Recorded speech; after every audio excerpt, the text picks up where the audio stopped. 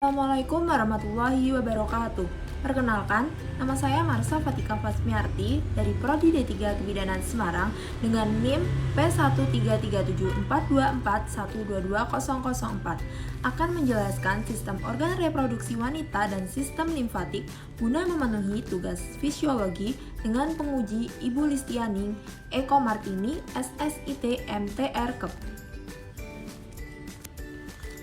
Dalam sistem reproduksi wanita, saya akan menjelaskan tentang organ genitalia luar dan dalam beserta fungsinya, proses terjadinya kehamilan, organ genitalia luar pada reproduksi wanita.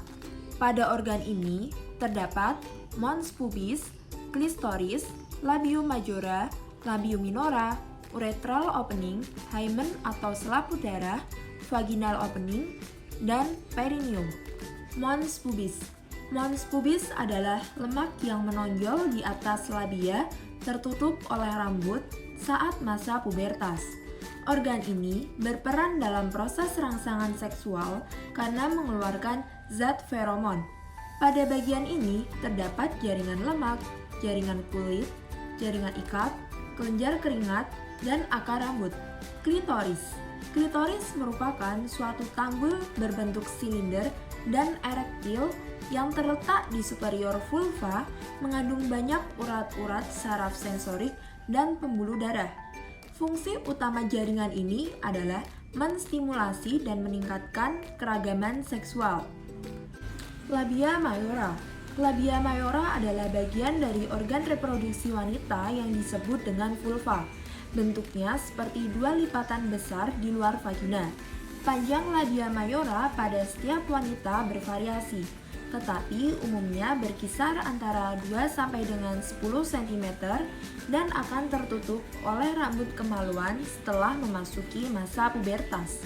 Labia majora berfungsi untuk melindungi organ-organ internal dari sistem reproduksi wanita.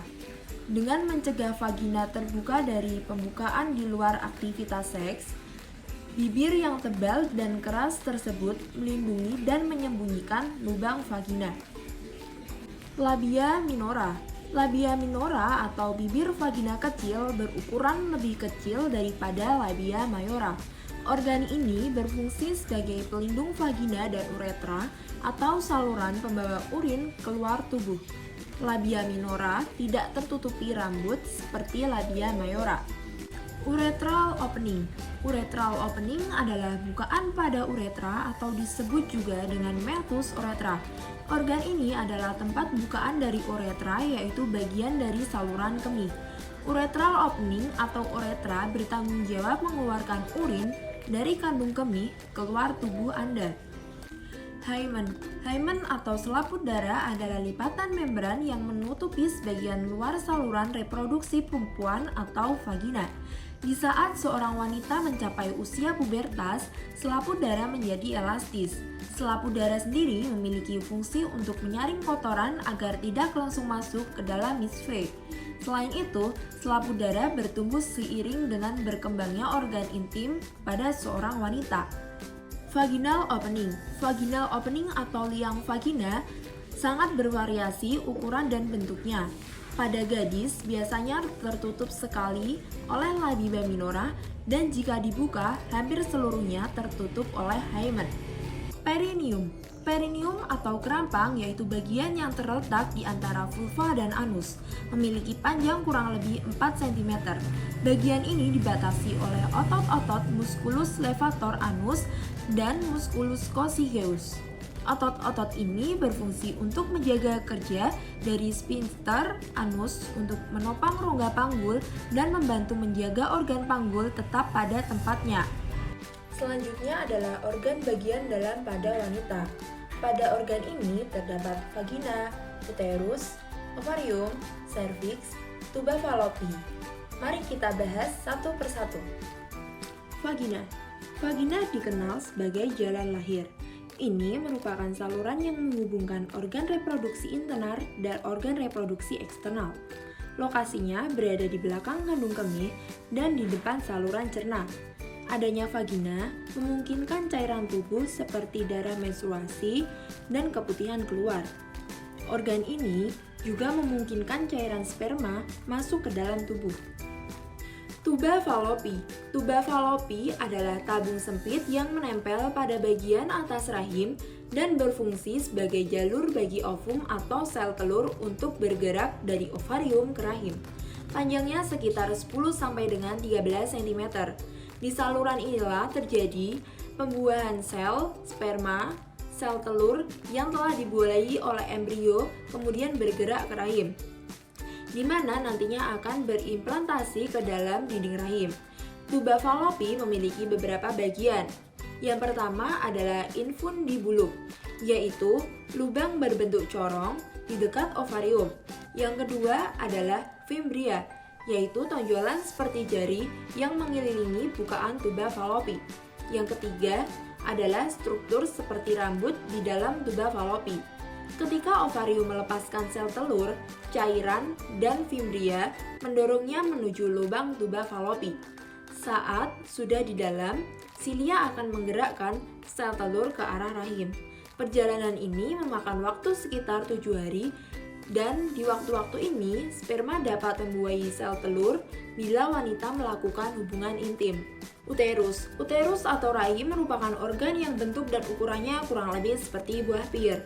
Organ ini berada di bagian tengah rongga panggul, di belakang kandung kemih, dan di depan rektum. Rahim dipertahankan pada posisinya oleh beberapa ligamen. Fungsi utama rahim yaitu untuk menjaga kelangsungan hidup janin yang sedang berkembang. Rahim dibagi menjadi 2 bagian. Yang pertama ada cervix dan yang kedua ada corpus. Cervix adalah bagian bawah yang bersambungan dengan vagina, sedangkan corpus adalah bagian utama rahim tempat janin berkembang. Bagian corpus ini sangat berotot, dapat meregang untuk mengakomodasi janin yang sedang bertumbuh. Ketika waktunya bersalin, dinding otot rahim akan berkontraksi untuk mendorong bayi keluar melalui cervix dan liang vagina. Selama usia reproduksi, korpus rahim berukuran 2 kali lebih panjang daripada serviks. Sedangkan setelah menopause, yang terjadi adalah kebalikannya. Dinding dalam korpus rahim yang disebut endometrium dapat menebal dan menipis sesuai siklus menstruasi. Bila wanita tidak hamil, dinding endometrium akan meluruh dan keluar sebagai darah menstruasi. Ovarium. Ovarium adalah kelenjar kecil seukuran buah kenari dan berbentuk oval yang terletak di kedua sisi rahim. Ovarium menghasilkan sel telur dan hormon reproduksi wanita, yaitu estrogen dan progesteron. Saat lahir, kedua ovarium mengandung kurang lebih 700.000 sel telur yang belum matang. Saat mencapai usia pubertas, sel-sel telur ini mulai berkembang dan matang di dalam folikel sel telur.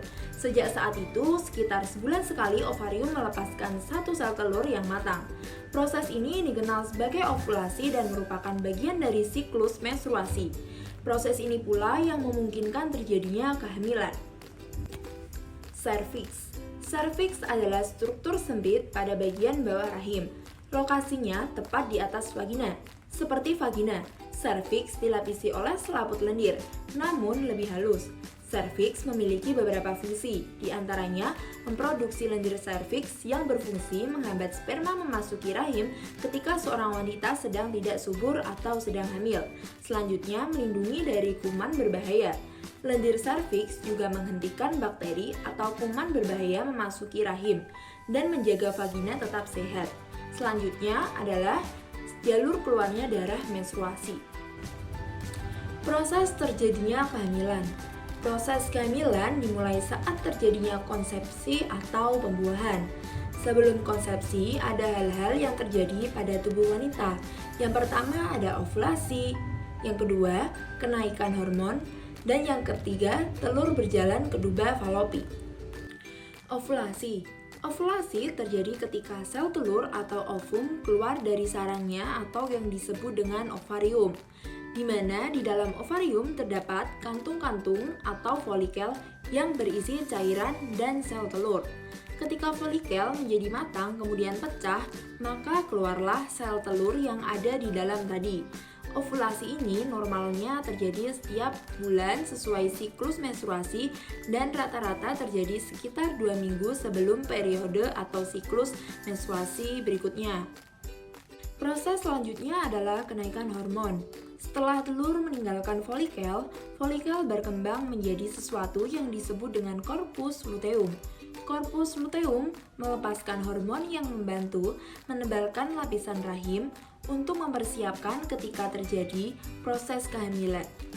Proses yang terakhir adalah telur berjalan ke tuba falopi setelah telur dilepaskan.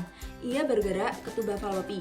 Sel telur tinggal di sana selama sekitar 24 jam, menunggu sel sperma untuk membuahi. Semua ini terjadi rata-rata sekitar 2 minggu setelah hari pertama menstruasi terakhir atau masa ini disebut juga dengan masa subur.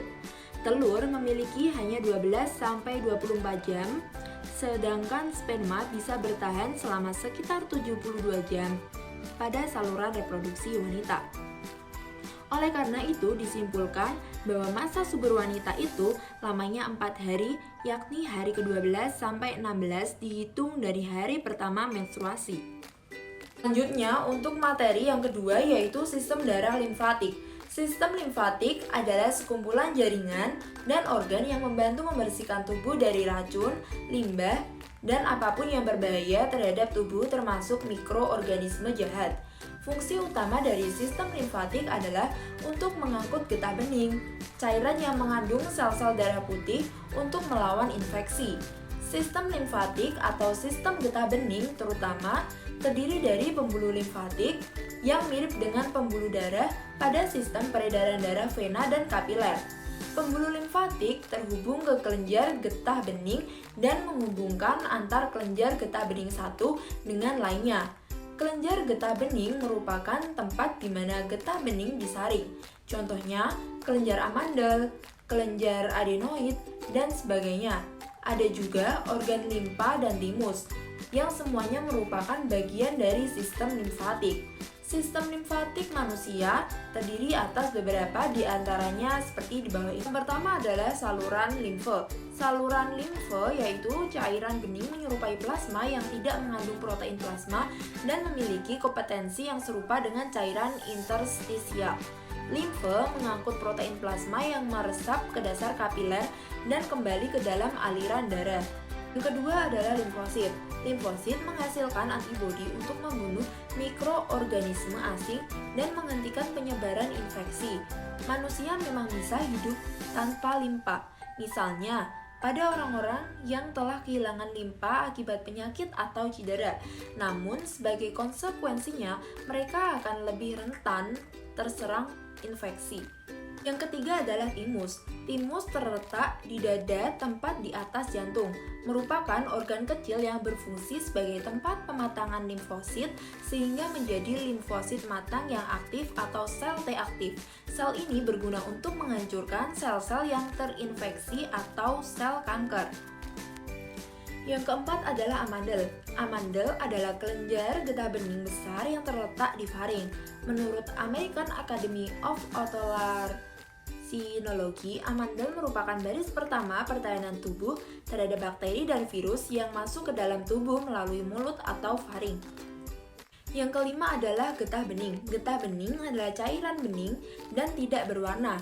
Kata bening berasal dari kata Latin yaitu limpa, yang berarti seperti air. Asal-muasalnya adalah dari plasma darah.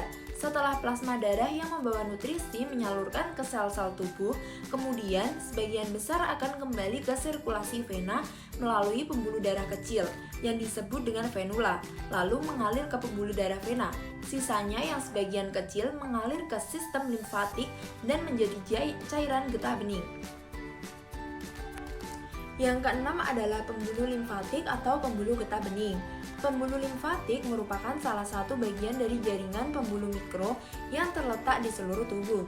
Fungsi dari pembuluh limfatik atau pembuluh getah bening ini yaitu membawa cairan limfa atau cairan getah bening. Yang terakhir adalah sumsum tulang belakang. Sumsum tulang belakang yaitu bagian dari organ sistem limfatik yang berfungsi memproduksi sel darah putih, sel darah merah, dan platelet. Sumsum tulang belakang terletak di tulang pinggul dan tulang dada. Sekian video penjelasan dari saya. Kurang lebihnya mohon maaf dan semoga bermanfaat. Wassalamualaikum warahmatullahi wabarakatuh.